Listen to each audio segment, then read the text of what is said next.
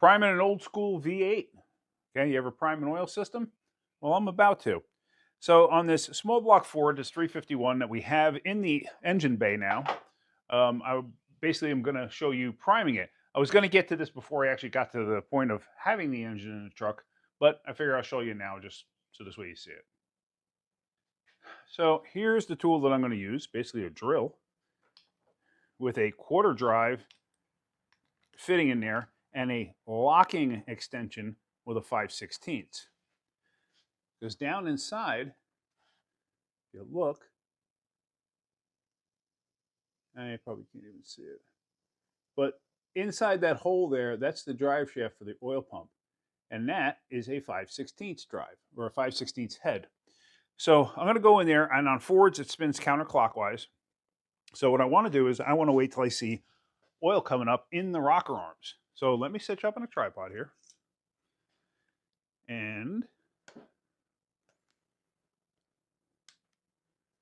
let me get you a little closer, like that. Now you can't actually see the opening where we're going to stick the tool. However, you should be able to start seeing oil at some point. It's not going to happen right away. It's going to take a little time because it still has to fill the oil filter and then go through the entire engine before it gets up to the top.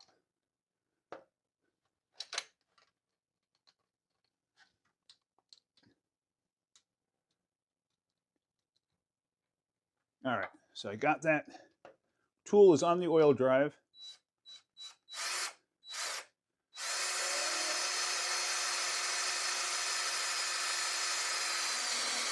Okay, you heard how the drill made some resistance.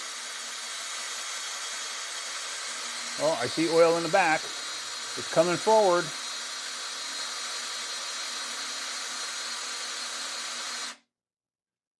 Okay, can you see that? That's oil coming out. I just want to wait a second because I want to let it drip down a little bit because I really don't want it to run all over the edge of the valve cover here.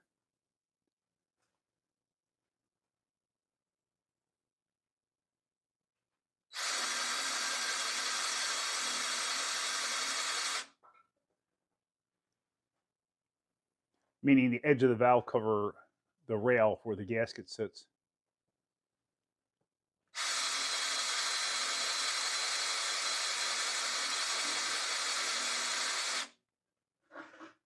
All right, so I am happy with that.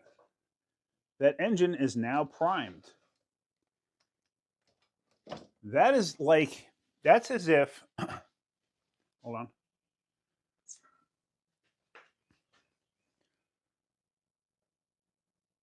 I don't know if you can see it in the video, but it started at the back and worked its way forward because the oil feed on the Ford starts at the back and works its way all the way forward.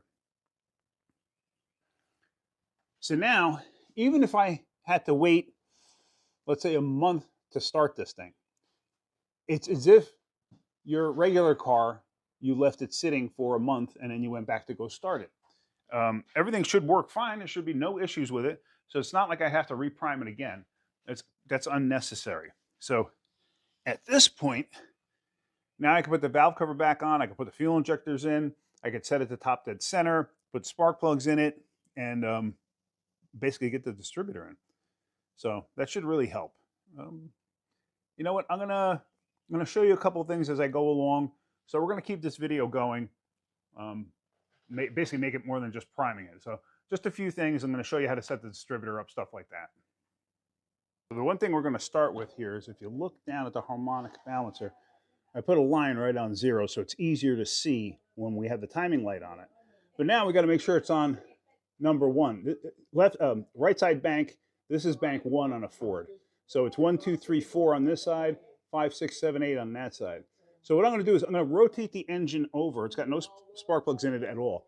I'm going to rotate the engine over, and I'm going to watch the intake, and then the exhaust, and then the intake.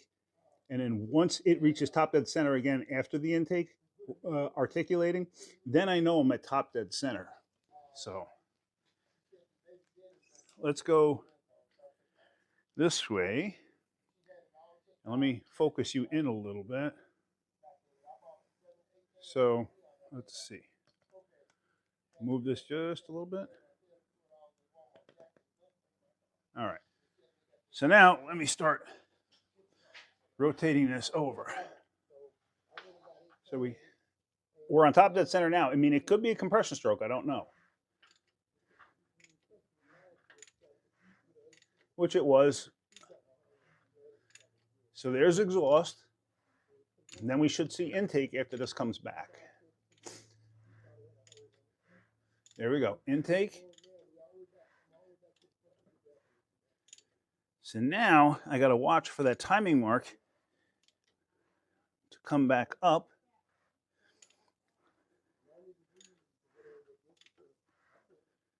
And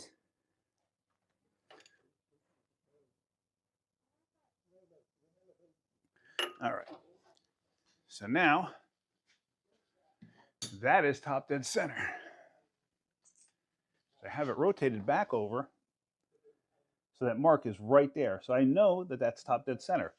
So now we can drop the distributor in. Let me go get that, and let's get that ready to drop in.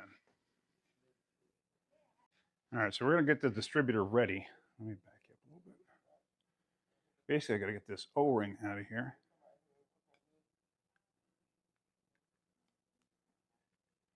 And like I said, sometimes doing this through the camera eye is a little difficult. All right, so there are the O-rings off. Make sure you properly dispose of it, like that.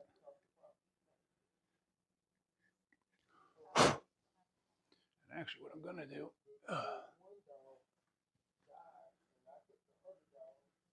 take a rag and just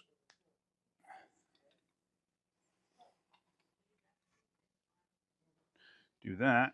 And okay, what did I just do with the O-ring? The new one. I just had it. Hold on. Let me find it. And I'm an idiot because I had stuck it right there. Okay. Bring that down. And in place. There we go. All right. So now, what I have to do is I have to look up to see the orientation of the rotor. So this way I know what position I'm dropping it in. So hang on 1 minute. Okay, so it's got to be in roughly this position with this facing straight back on the engine, like basically down the line of that intake. So let's try getting this in place. As you drop it in place, the rotor will turn.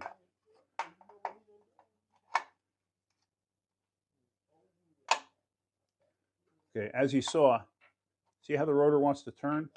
So I know that I have to back it up to about there roughly. And there we go. That should be good. Right there. It's pointing straight back like it said it should. And the TFI module is roughly in the right spot. So we're good right there. So I'm going to put the lockdown in and basically go from there. I will show you other things as I go along. I'm not going to show you step by step how I do everything. So anyway, let me just keep going. So I got the new cap that the customer supplied put on. If you line this up like this, so it's in straight line, you know you're basically at number one, roughly. And I know the TFI module is supposed to be roughly in that position. It's a good base point to start. So now I'm going to throw the spark plugs in. As you see, I put some anti-sneeze on there. So, and it's not globbed up. It's not a big mound of it. I'm not trying to, make fried chicken. So I've had people tell me, no, don't put anti-seize on it. I can't tell you how many cars I fixed that had anti-seize on the threads, and it created a misfire. Okay. I've never seen it happen. I mean, like I said, you don't have to put a ton on there. So is it possible from putting like a big globble over it that can happen? I don't know. Let me know. Like, have you guys ever run into that where somebody put a lot of anti-seize on it and it created a misfire? I just don't see it. I just don't see it. All right. Well, anyway, so yeah, let me throw these spark plugs in, and we'll continue on. I'm going to probably cut this video off short after I put the wires on, because otherwise this video is just going to be way too long. So we got that far for now. Tell you what, it is getting brutally hot here. So I'm going to leave this alone for a while.